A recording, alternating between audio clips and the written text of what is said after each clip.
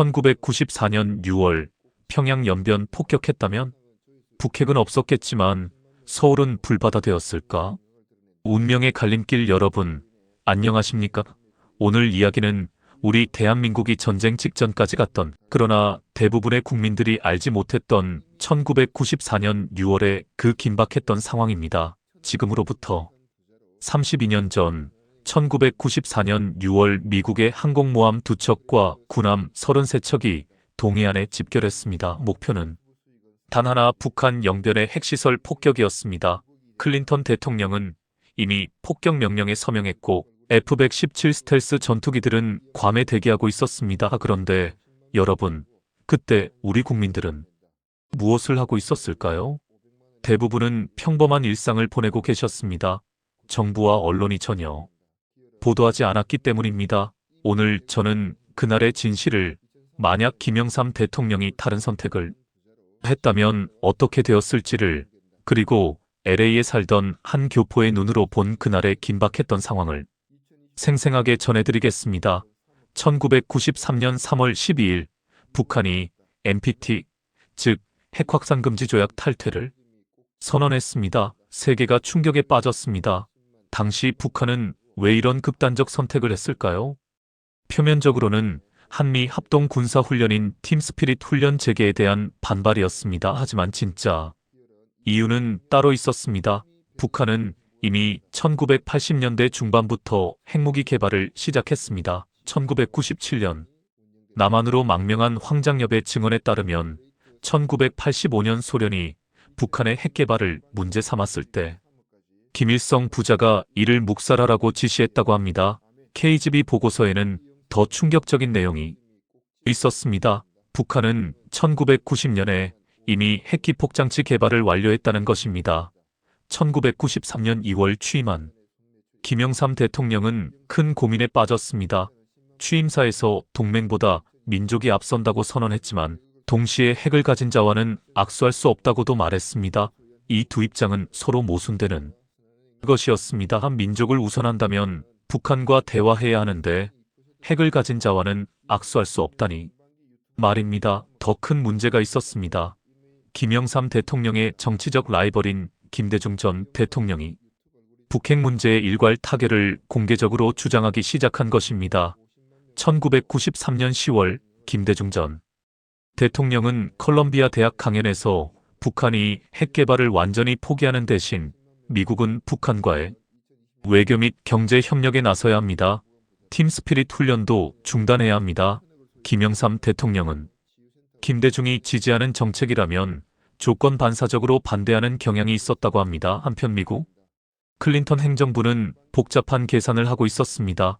국무부는 대화와 협상을 선호했지만 국방부와 군부는 강경 대응을 주장했습니다.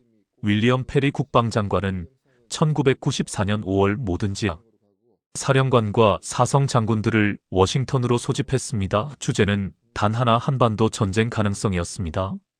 주한 미군 사령관 게리럭 장군의 보고는 충격적이었습니다. 만약 전쟁이 일어나면 미군 8만에서 10만 명이 사망하고 한국군은 수십만이 사망할 것입니다. 민간인 희생자는 예측조차 할 수 없습니다. 경비는 1조 달러에 달할 것입니다. 그럼에도 불구하고 미 군부는 작전계획 5027, 즉 전면전 대비 계획을 점검하기 시작했습니다. 동시에 영변 핵시설만을 선별적으로 폭격하는 비상계획도 재점검했습니다.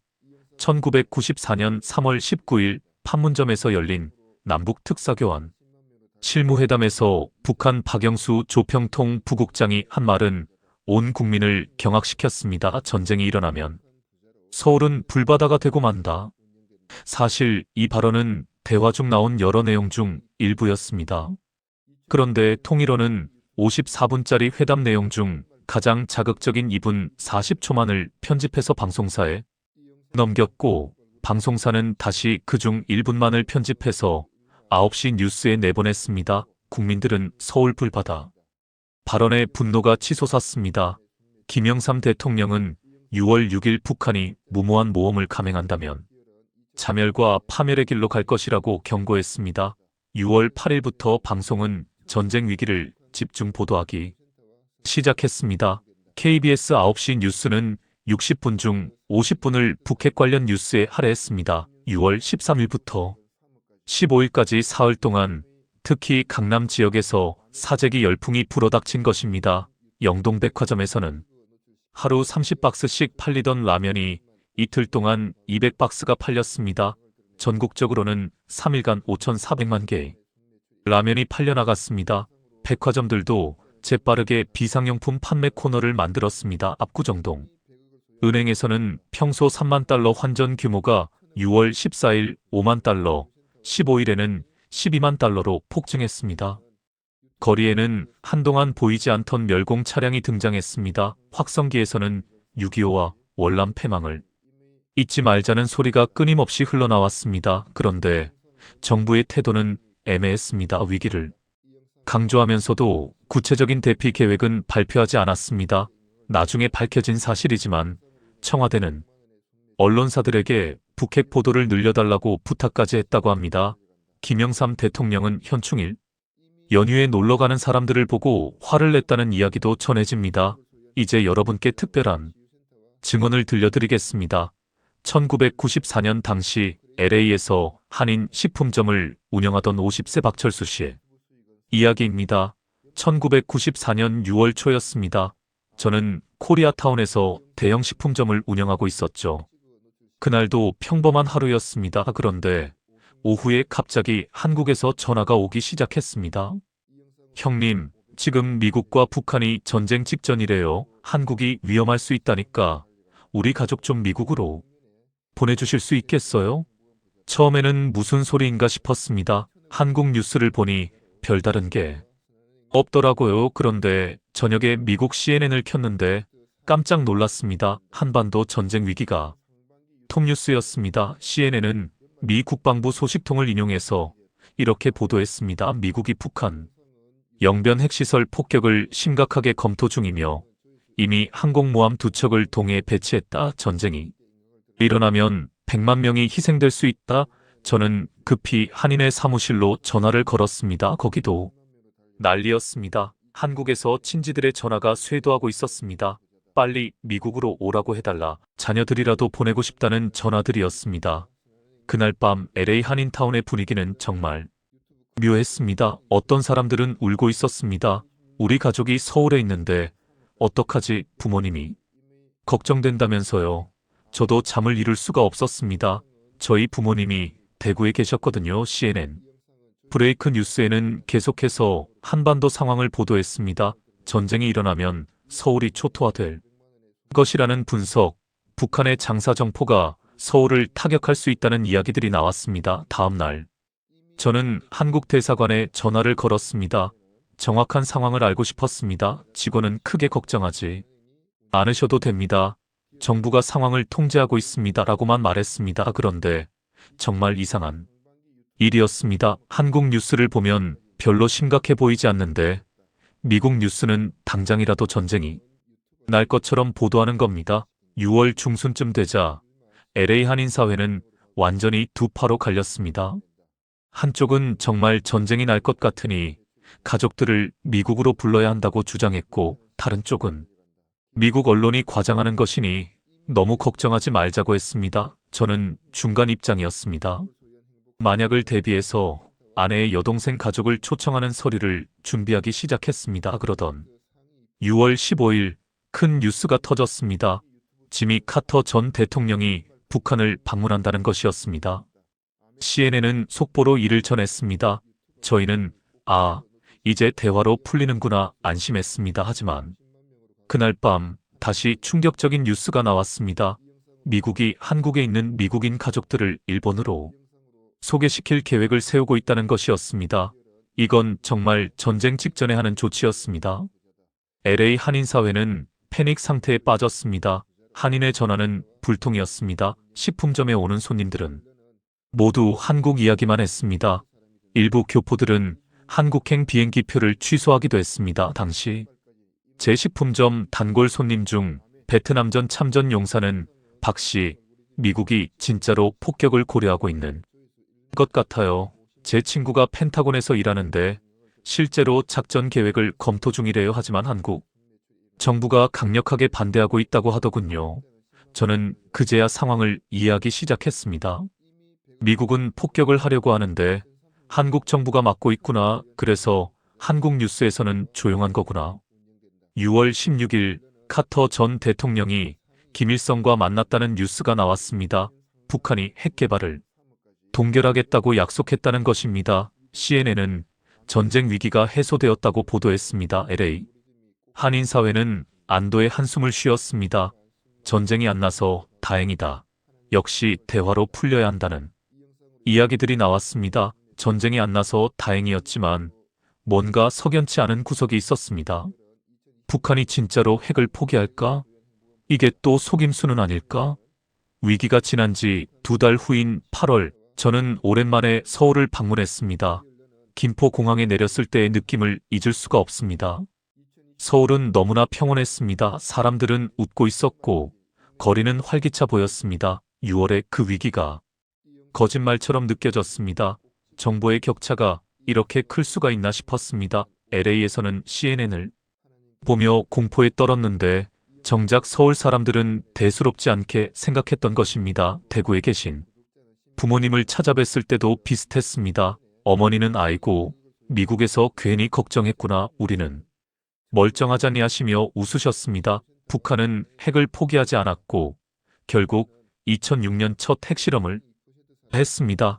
2025년에는 핵무기를 수십 개 보유하게 되었습니다. 서울에 며칠 머무는 동안 대학 동창들, 친척들, 옛 직장 동료들에게 6월의 위기에 대해 물어봤습니다. 재미있는 것은 반응이 크게 2가지로 나뉘었다는 것입니다. 한 그룹은 별거 아니었다고 했습니다. 정부를 믿었고 미국 언론이 과장했다고 생각했습니다. 다른 그룹은 정말 위험했는데 정부가 숨겼다고 했습니다. 한 대학 동창은 당시 청와대 비서관실에서 일하고 있었습니다. 형, 솔직히 말하면 우리도 정확히 몰랐어. 미국이 정말 폭격할지 안 할지. 청와대 안에서도 의견이 갈렸어. 어떤 사람들은 미국이 진짜로 할 거라고 생각했고 어떤 사람들은 협상용 제스처라고 봤어. 그럼 국민들에게 왜 제대로 알리지 않았어? 그게 패닉을 우려했던 것 같아. 만약 정부가 전쟁 임박이라고 공식 발표하면 사회가 마비될 수 있잖아. 그렇다고 아무 일 없다고 하기도 애매했고 저는 답답했습니다. 국민의 생명이 걸린 문제인데 정확한 정보를 주지 않다니. 하지만 동시에 이해도 되었습니다. 정부의 입장에서도 참 어려운 상황이었을 것입니다. 떠나기 전날 밤 저는 남산을 올라 야경을 보며 생각에 잠겼습니다. 만약 6월에 정말 전쟁이 났다면이 아름다운 도시가 잿더미가 되었을까? 부모님은, 친구들은 살아있을 수 있었을까? 또 동시에 이런 생각도 들었습니다. 만약 그때 미국이 영변을 폭격했다면 어땠을까? 북한이 정말 반격했을까? 아니면 그냥 당하고만 있었을까? 만약 폭격이 성공했다면 지금 북한은 핵무기가 없었을 텐데. 하지만 이내 고개를 저었습니다. 전쟁은 누구도 원하는 결과를 예측할 수 없습니다. 6.25를 겪은 우리 부모 세대는 그것을 너무나 잘 알고 있었습니다. 여러분, 박철수 씨 증언을 들으시니 어떠십니까? 태평양 너머에서 본 그날의 위기는 서울에서 보는 것과 완전히 달랐습니다. 정보의 격차가 이렇게 클 수 있다는 것이 놀랍지 않습니까? 이제 가장 흥미로운 질문으로 들어가겠습니다. 만약 1994년 6월 김영삼 대통령이 미국의 영변 폭격을 수용했다면 어떻게 되었을까요? 시나리오 1 폭격 성공. 북한의 제한적 반응. 먼저 가장 낙관적인 시나리오를 살펴보겠습니다. 1994년 6월 17일 새벽 3시 괌에서 출격한 F-117 스텔스 전투기 12대가 북한 영변 상공에 도달합니다. 북한의 레이더는 포착하지 못합니다. 정밀 유도 폭탄이 떨어지고 재처리 시설과 5메가와트 원자로가 파괴됩니다. 동시에 동해상의 미 항공모함에서 발진한 FA-18 전투기들이 영변 주변의 대공 방어망을 무력화시킵니다. 순항 미사일들이 추가 타격합니다. 30분 만에 작전은 끝납니다. 미군 측 피해는 없습니다. 영변 핵시설은 완전히 파괴되었습니다. 김일성은 긴급 회의를 소집합니다. 장성들은 즉각 반격을 주장합니다. 하지만 김일성은 고민에 빠집니다. 전면전을 일으키면 어떻게 될까? 미국과 한국의 연합군을 상대로 승산이 있을까? 설사 초기에 서울을 타격한다 해도 결국 북한은 패배할 것입니다. 그리고 김일성 정권은 무너질 것입니다. 중국의 도움을 요청하지만 1994년에 중국은 1950년에 중국이 아닙니다. 개혁해방으로 경제 발전에 매진하고 있던 중국은 미국과의 전면전을 원하지 않습니다. 결국 김일성은 제한적 보복을 선택합니다. 휴전선 일대에 포격을 가하고 DMZ에 침투조를 보냅니다. 하지만 전면전으로 확대하지는 않습니다. 한국과 미국은 강력하게 대응합니다. 북한의 장사정포 진지를 공습으로 무력화시킵니다. 일주일간의 긴장 끝에 중국의 중재로 휴전이 성립됩니다. 결과 북한은 핵개발 능력을 상실합니다. 국제사회의 제재가 강화됩니다. 경제는 더욱 악화되고 1990년대 후반 대기근이 더 일찍, 더 심각하게 찾아옵니다. 2000년대 초반 북한 체제는 붕괴 직전까지 갑니다. 하지만 중국의 지원으로 간신히 버팁니다. 김정일은 2011년 사망하고 김정은 체제가 들어섭니다. 2026년 현재 북한은 핵무기는 없지만 여전히 존재합니다. 경제는 극도로 낙후되어 있습니다. 하지만 중국의 생명줄 덕분에 정권은 겨우 유지되고 있습니다. 한국은 1994년에 짧은 위기를 겪었지만 큰 피해 없이 넘겼습니다. 경제는 계속 성장했고 IMF 위기도 더 수월하게 극복했습니다. 북한 핵 위협이 없으니 국방비 부담도 덜했습니다. 2026년에 한국은 지금보다 더 발전했을 것입니다. 북한 핵 위협 없이 평화로운 발전을 이룩했을 것입니다. 이 시나리오에서 한국이 치른 대가는 무엇일까요? 일주일간의 포격으로 인한 피해 수백 명의 사상자, 재산 피해 약 100억 달러, 전쟁 위기로 인한 경제 타격, 주식시장 40% 급락, 외국인 투자 일시 중단하지만 6개월 내 회복됩니다. 반대로 얻은 이익은 북한 핵 위협 제거로 인한 안보 비용 절감, 30년간 약 1000억 달러, 안정적인 투자 환경으로 인한 경제 성장률 증가, 연평균 0.5%, 2026년까지 누적 GDP 증가분 약 5천억 달러로 순수하게 경제적으로만 따지면 폭격 수용이 훨씬 유리했을 것입니다. 김영삼 대통령의 입장에서는 어땠을까요? 단기적으로는 큰 비난을 받았을 것입니다. 미국의 전쟁에 동조했다, 민족을 배신했다는 비판이 쏟아졌을 것입니다.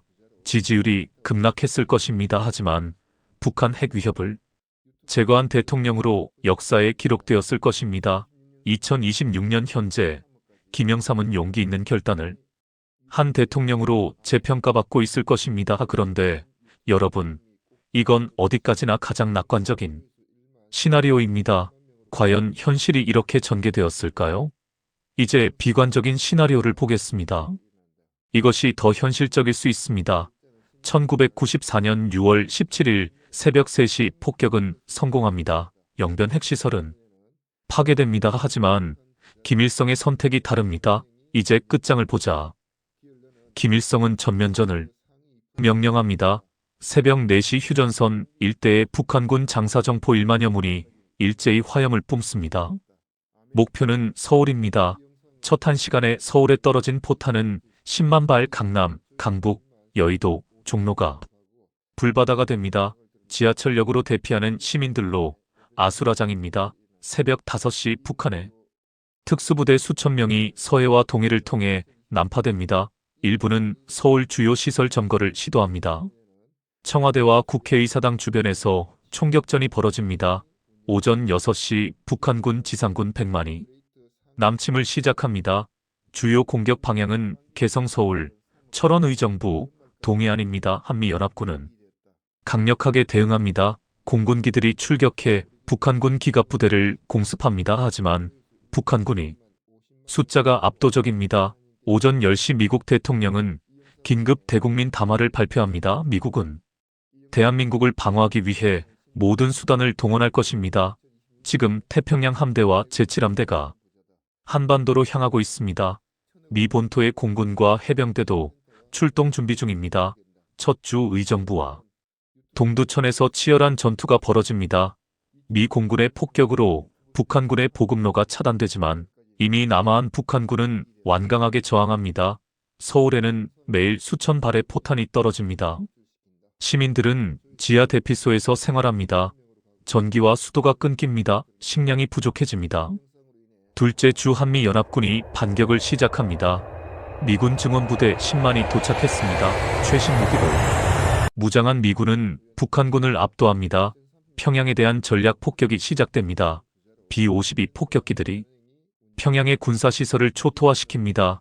북한은 미사일로 반격하지만 패트리어트 미사일이 대부분 요격합니다. 셋째 주 북한군이 후퇴하기 시작합니다. 한미연합군은 38선을 넘어 북진합니다.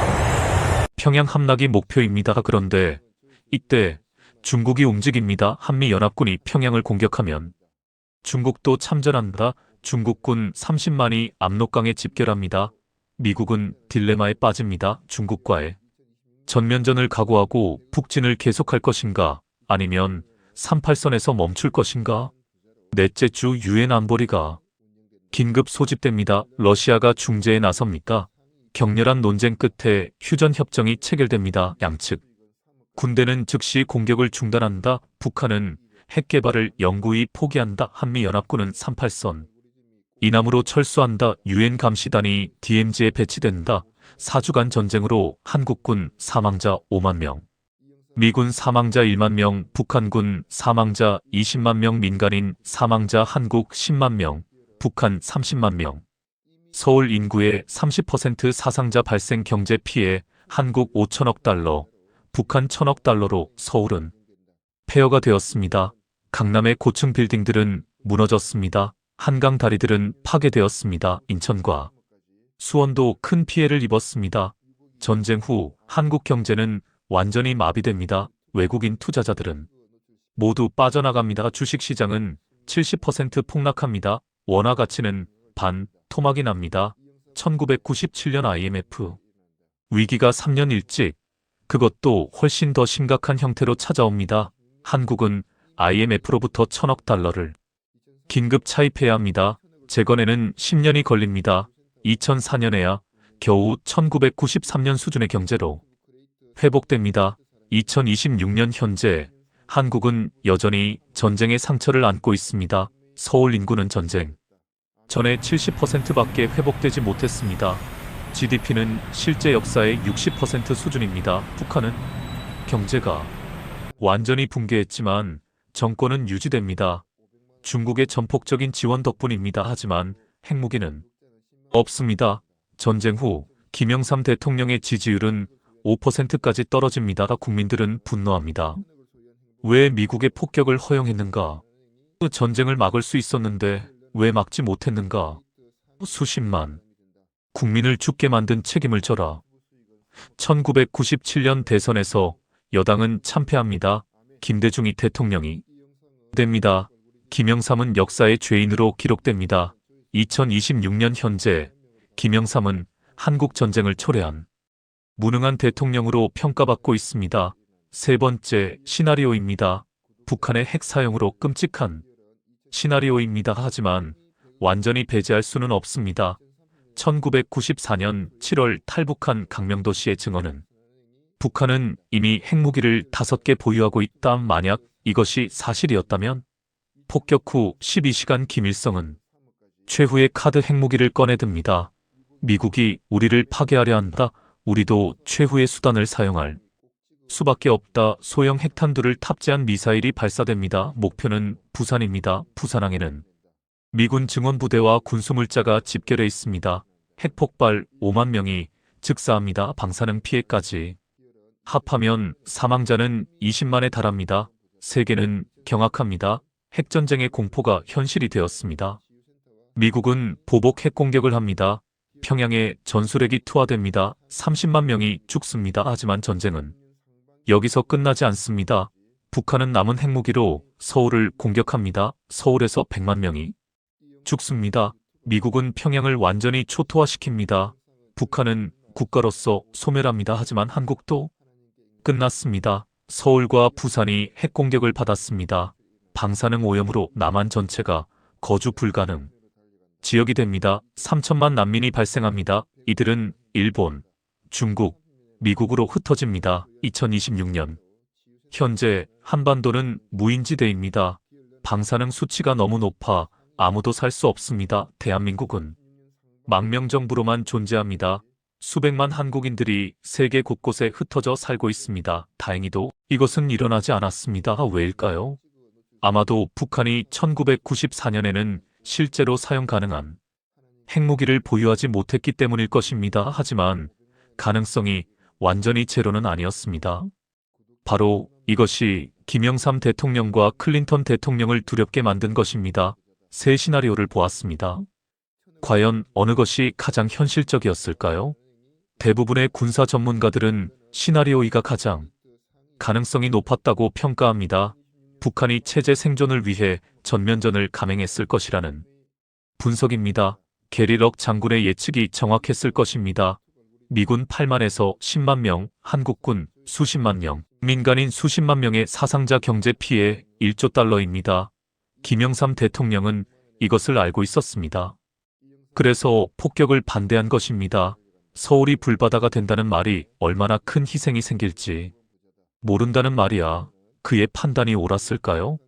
1994년 6월 16일 김영삼 대통령이 레이니 주한 미국 대사를 청와대로 긴급 소집했을 때의 상황을 다시 한번 자세히 들여다봅시다. 당시 청와대 안보수석실에 근무하던 김모 비서관의 증언입니다.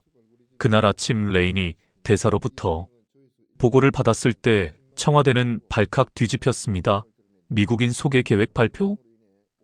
이건 전쟁 직전이 조치였습니다. 안보수석께서 즉시 대통령께 보고드렸고 대통령님은 얼굴이 새하얘지셨습니다. 이게 무슨 소리야? 미국이 우리와 상의도 없이? 하시며 분노하셨죠. 급히 국가안전보장회의가 소집되었습니다. 국방부, 외교부, 국정원, 청와대 안보라인이 모두 모였습니다. 회의는 격렬했습니다. 국방부 장관은 이렇게 말했습니다. 각하, 미국이 폭격을 한다면 북한은 반드시 반격할 것입니다. 우리 정보에 따르면 북한은 서울을 타격할 수 있는 장사정포를 1만여 문 배치하고 있습니다. 첫 1시간에 수십만 발의 포탄이 서울에 떨어질 것입니다. 외교부 장관은 달랐습니다. 각하, 하지만 미국의 뜻을 거스르면 한미동맹에 금이 갑니다. 그리고 북한이 핵무기를 개발하도록 내버려 둘 수는 없지 않습니까? 국정원장은 중립적이었습니다.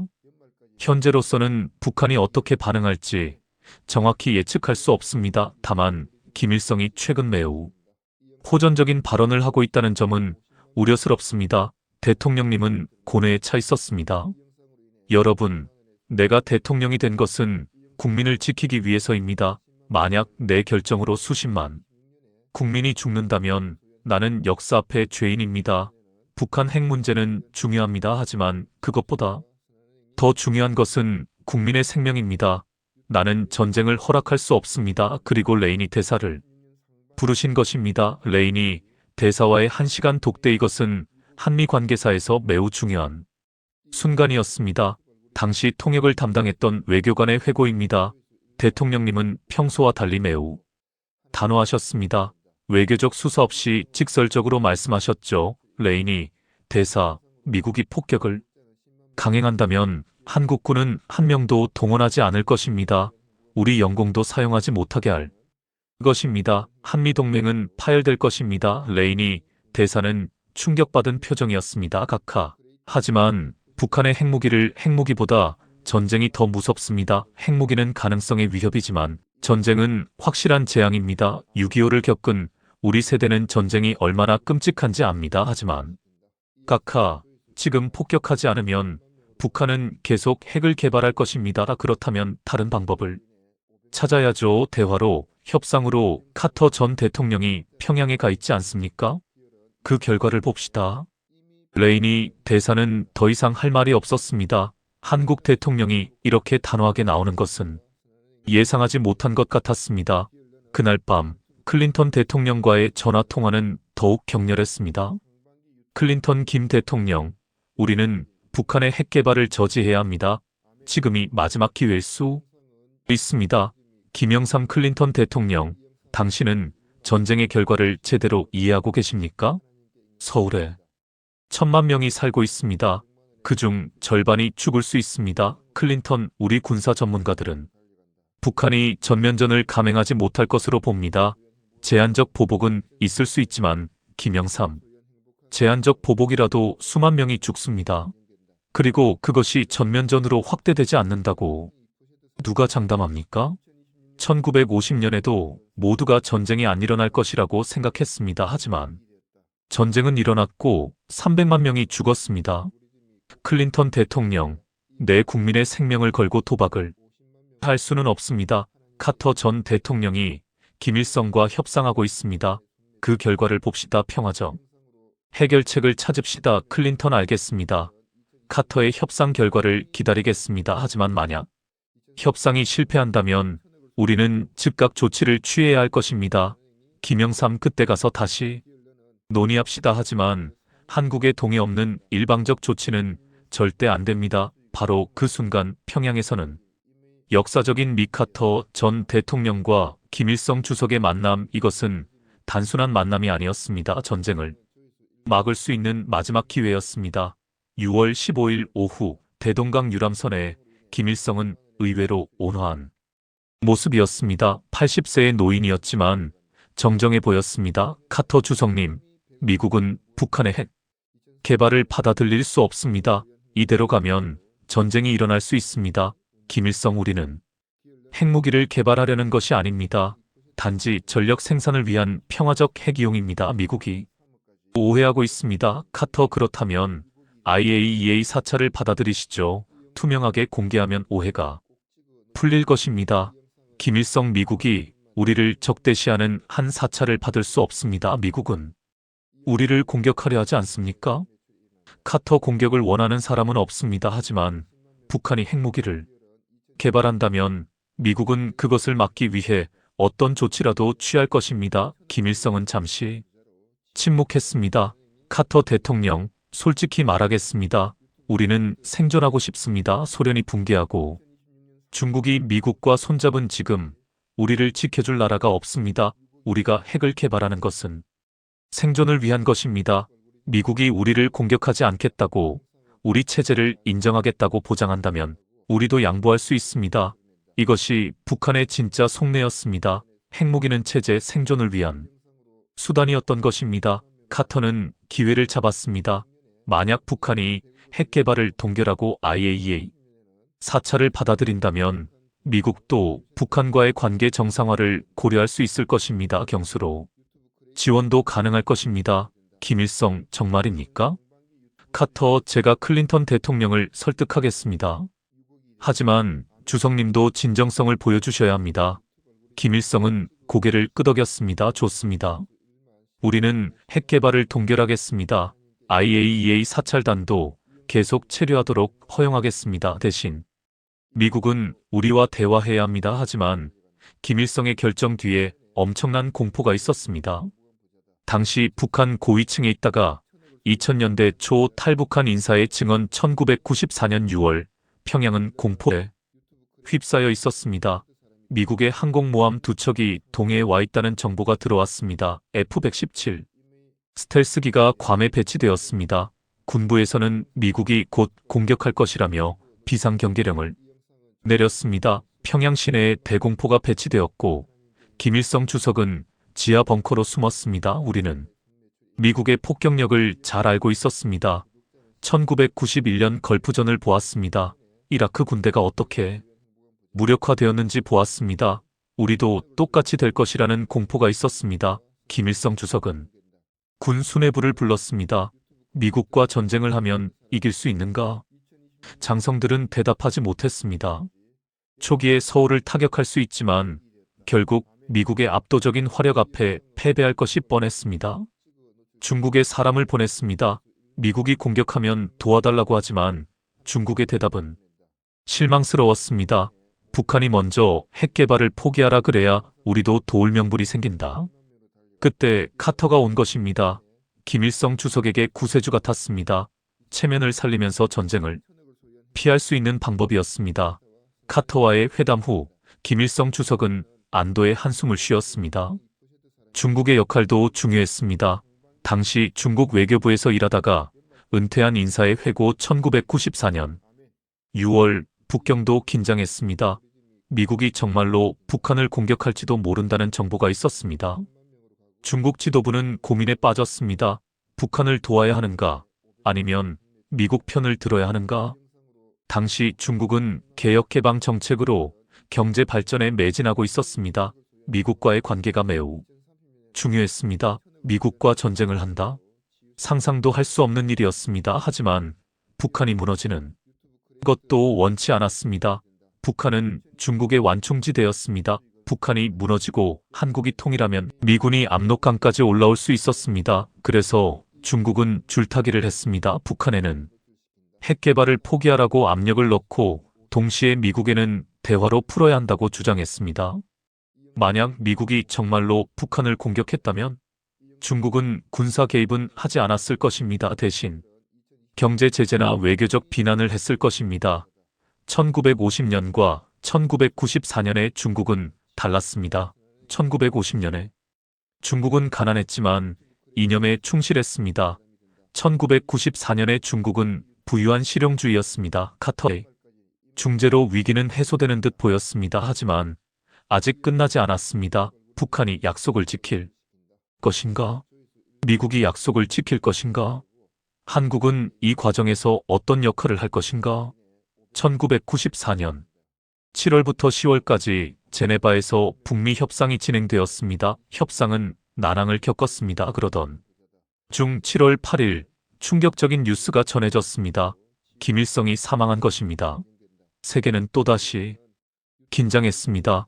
김일성 사후 북한이 어떻게 될 것인가? 혼란이 일어나는가? 쿠데타가 일어나는가? 하지만 김정일이 권력을 안정적으로 승계했고 협상은 계속되었습니다. 10월 21일 제네바 합에 마침내 북미 간의 역사적 합의가 이루어졌습니다. 북한은 핵 개발을 동결한다. 미국은 북한의 경수로를 지원한다. 미국은 북한의 중위를 공급한다. 북미 관계를 정상화한다. 이것이 바로 제네바 합의였습니다. 일괄 타결과 유사한 결과가 나왔습니다. 협상 과정에서 한국은 철저히 소외되었습니다. 북한과 미국이 직접 협상했고 한국은 뒤에서 의견을 제시하는 정도였습니다. 김영삼의 측근 인사는 대통령님은 씁쓸해하셨습니다. 전쟁은 막았지만 한국이 주도권은 잃었다는 생각 때문이었죠. 북한 문제를 미국과 북한이 우리 머리 위에서 결정하는구나 하는 자괴감이 있었습니다. 하지만 다른 선택지가 있었을까요? 폭격을 수용하면 전쟁이 날 가능성이 높았습니다. 그렇다고 북한과 직접 협상을 하자니 국내 보수 진영의 반발이 만만치 않았습니다. 결국 차선책을 선택한 것입니다. 미국에게 협상을 맡기되 전쟁만은 막자는 이제 가장 중요한 질문입니다. 1994년의 선택이 2026년 현재에 어떤 영향을 미쳤을까요? 실제 역사는 우리가 알다시피 제네바 합의는 지켜지지 않았습니다. 1990년대 후반 북한은 미사일 실험을 계속했습니다. 미국도 경수로 제공을 지체했습니다. 상호 불신이 깊어졌습니다. 2002년 부시 행정부는 북한을 악의 축으로 규정했습니다. 북한은 다시 NPT를 탈퇴했습니다. 2006년 10월 9일 북한은 첫 핵실험을 강행했습니다. 그 후 2009년, 2013년, 2016년, 2017년 북한은 계속 핵실험을 했습니다. 2026년 현재 북한은 핵탄두 50에서 60개를 보유한 것으로 추정됩니다. ICBM도 개발했습니다. 미국 본토를 타격할 수 있는 능력을 갖추었습니다. 한국은 북한 핵 위협 아래 살고 있습니다. 국방비는 계속 증가했습니다. 2026년 국방비는 70조 원에 달합니다. 경제적으로는 발전했지만 안보 불안은 항상 발목을 잡습니다. 외국인 투자자들은 북핵 리스크를 항상 고려합니다. 통일은 점점 멀어지고 있습니다. 남북 간 경제력 격차는 50배 이상 벌어졌습니다. 북한 주민 2,500만 명을 어떻게 먹여 살릴 것인가? 통일 비용은 최소 수천조 원으로 추산됩니다. 가상의 역사이지만 만약 1994년 폭격이 있었고 제한적 전쟁 후 북한이 핵을 포기했다면 2026년의 한반도는 지금과 많이 달랐을 것입니다. 북한 핵 위협이 없으니 국방비 부담이 덜합니다. 연간 국방비가 40조 원 정도면 충분합니다. 30조 원을 절약한 것입니다. 30년간 900조 원을 절약했습니다. 이 돈을 복지와 인프라에 투자했다면 한국의 1인당 GDP는 지금보다 20% 높을 것입니다. 약 5만 달러 수준입니다. 외국인 투자도 더 활발했을 것입니다. 북핵 리스크가 없으니까요. 삼성과 현대는 더 큰 글로벌 기업이 되었을 것입니다. 북한은 여전히 존재하지만 위협적이지 않습니다.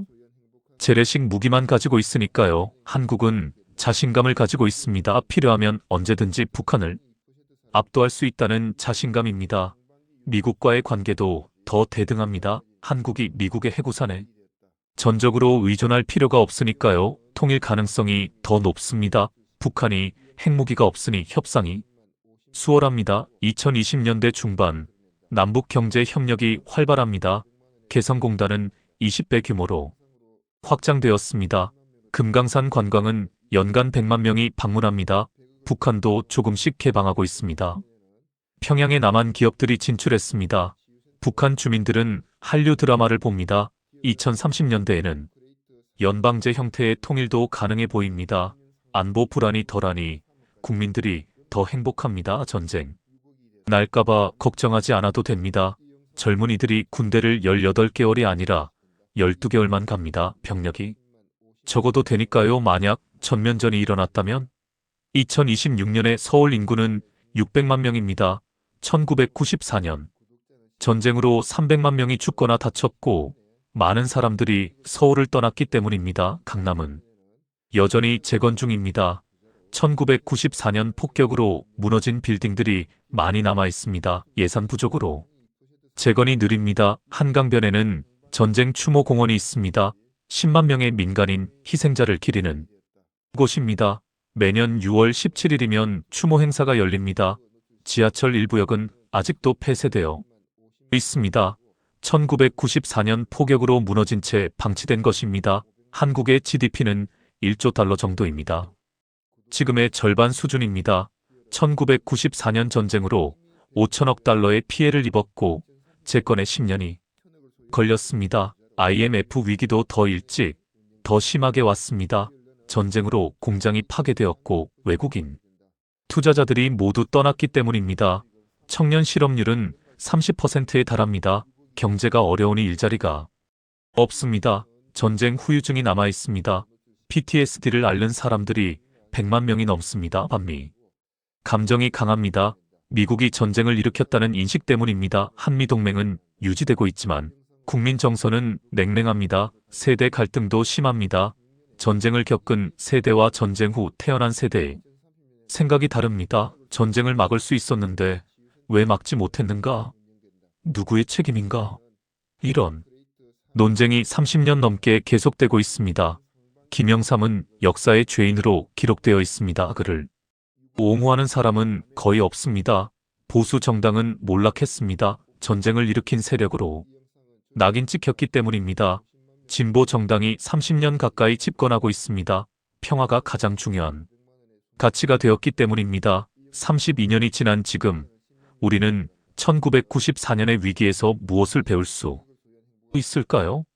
첫째, 전쟁은 예측 불가능하다. 1994년 미국의 군사 전문가들은 북한이 전면전을 감행하지 못할 것이라고 예측했습니다. 하지만 그것은 추측일 뿐이었습니다. 역사를 보면 전쟁은 종종 예상하지 못한 방향으로 전개됩니다. 6.25 전쟁 곧 끝날 것이라고 생각했습니다. 하지만 3년간 계속되었고 300만 명이 죽었습니다. 전쟁을 시작하는 것은 쉽지만 끝내는 것은 어렵습니다. 둘째, 평화는 비겁함이 아닙니다. 일부 사람들은 김영삼의 선택을 비겁한 것이라고 비판했습니다. 북한에 굴복했다고 하지만 그것은 잘못된 평가입니다. 평화를 선택하는 것은 용기가 필요합니다. 전쟁을 선택하는 것이 더 쉬울 때가 있습니다. 국민의 분노를 이용하고 강력한 지도자로 보일 수 있으니까요. 하지만 진짜 용기는 비난을 감수하면서도 국민의 생명을 지키는 것입니다. 보수 진영으로부터 약한 대통령이라는 비난을 들었습니다. 하지만 그는 수십만 국민의 생명을 구했습니다. 셋째, 외교는 인내와 지혜가 필요합니다. 1994년 위기는 지미 카터의 중재로 해결되었습니다. 만약 카터가 없었다면 전쟁이 일어났을 가능성이 높습니다. 외교는 때로 느리고 답답합니다. 즉각적인 결과를 보여주지 못합니다. 하지만 가장 효과적인 수단입니다. 북한 핵 문제도 30년 넘게 해결되지 않고 답합니다. 하지만 전쟁보다는 낫습니다. 넷째, 정보의 중요성입니다. 1994년 위기 때 가장 큰 문제 중 하나는 정보 격차였습니다. LA의 교포들은 CNN을 보며 공포에 떨었습니다. 하지만 서울 시민들은 전혀 모른 채 일상을 살았습니다. 과연 누가 진실에 가까웠을까요? 아마도 둘 다 부분적으로만 옳았을 것입니다. 정부는 국민에게 정확한 정보를 제공해야 합니다. 과장도 축소도 하지 말고 물론 쉬운 일은 아닙니다. 정확한 정보를 주면 패닉이 일어날 수 있고 정보를 숨기면 불신이 생깁니다. 하지만 민주주의 사회에서 국민은 알 권리가 있습니다. 32년이 지났지만 1994년에 문제들은 여전히 해결되지 않았습니다. 제네바 합의는 실패했습니다. 북한은 핵무기를 개발했습니다. 2026년 현재 북한은 핵 강국입니다. ICBM까지 보유했습니다. 북핵 문제가 한반도의 운명을 좌우하는데 정작 한국의 목소리는 작습니다. 경제적으로, 군사적으로, 외교적으로 한국이 더 강해져야 합니다. 북한 문제를 놓고 한국 사회는 분열되어 있습니다. 보수는 강경 대응을 주장합니다. 진보는 평화적 해결을 강조합니다. 이 간극을 어떻게 좁힐 것인가? 대화와 타협이 필요합니다.